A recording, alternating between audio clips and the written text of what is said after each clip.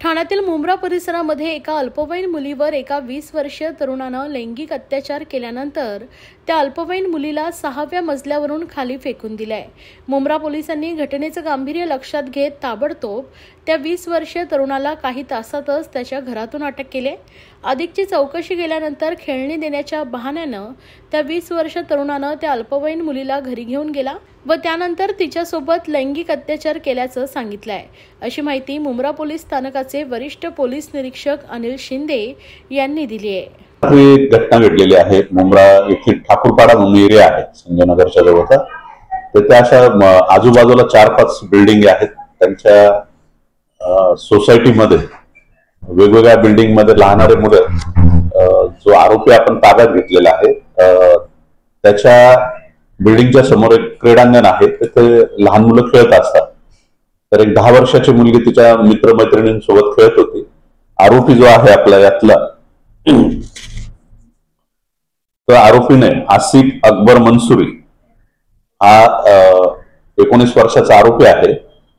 तो तिथून जाताना त्याने त्या जी 10 वर्षाची मुलगी आहे या पुण्यातील पीडित मयत तिला सांगितलं का माझ्याकडे खेळणे आहेत चांगल्या, तुला देतो चल वरती। आणि तो तिला 6व्या मजल्यावर घेऊन गेला आणि तिथे त्याने तिच्यावर लैंगिक अत्याचार केलेला आहे आणि तिने विरोध केल्यानंतर तिचं तोंड दाबलं, त्यात ती बेशुद्ध झाली।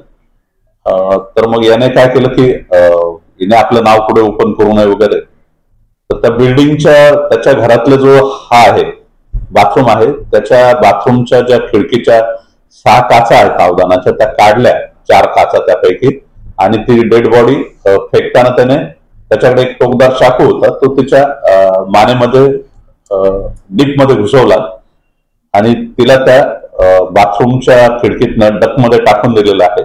आणि त्यामुळे अतिरक्तस्राव झाल्यामुळे आणि लैंगिक अत्याचार झाल्यामुळे तिचा त्यात मृत्यू झालेला आहे। सदर याच्यामध्ये आपण अपहरणाचा गुन्हा दाखल केलेला आहे, पोक्सो अंतर्गत केलेला आहे आणि बलात्काराचा आणि मर्डरचा गुन्हा दाखल केलेला आहे। सदर आरोपीला आम्ही तात्काळ ताब्यात घेतलेलं होतं आणि त्याच्याशी विचारपूस करून सदर गुन्हा उघडकीस आणलेला आहे आणि आता त्याचं हत्यार जप्त करणे, इतर पुरावे गोळा करणे आणि त्याला अजून कोणी साथीदार आहे का याचा तपास PCR मध्ये केला जाईल। गावात शांतता आहे, त्याला कुठल्याही गोष्टीचा रंग देण्याचा कोणी प्रयत्न करू नये अशी मी नागरिकांना विनंती करतो। पोलीस त्यांचं काम चोखपणे बजावणार आहेत। सदर गुन्ह्यामध्ये आपले ठाण्याचे पोलीस आयुक्त माननीय Ashutosh Chidumbare sir, joint CP Chavan sir, additional CP Vinayak Deshmukh sir, DCP Subhash Burse sir आणि ACP कोळेकर सर हे कंटिन्यूस मार्गदर्शन करत आहेत आणि आमच्या 4 टीम 4 अधिकाऱ्यांच्या नेतृत्वाखाली ह्या गुन्ह्यात पहिल्यापासून रात्रभर दिवस रात्र मेहनत करून सदर गुन्हा उघडकीस आणलेला आहे। सर, या घटनेमागे काही कारण होतं की आरोपींनी नशा केला होता की नशेचा वगैरे काहीच संबंध नाही। त्याला अचानक सुचलेलं, घरात कोणी नसल्याचा गैरफायदा घ्यायचा प्रयत्न केला। त्याच्या स्वतःच्या घरात कोणी नव्हतं। तो आरोपी तसा बिहारचा आहे। त्याच्या आईवडील गावी गेलेले होते आणि लहान भाऊ जो आहे तो कामाच्या निमित्ताने बाहेर गेला होता, त्याचा गैरफायदा त्याने घेतलेला आहे। आम्हाला तर पोलीस प्रशासनावर पूर्णपणे विश्वास आहे, कारण की मी स्टार्टिंगपासून इथे होतो।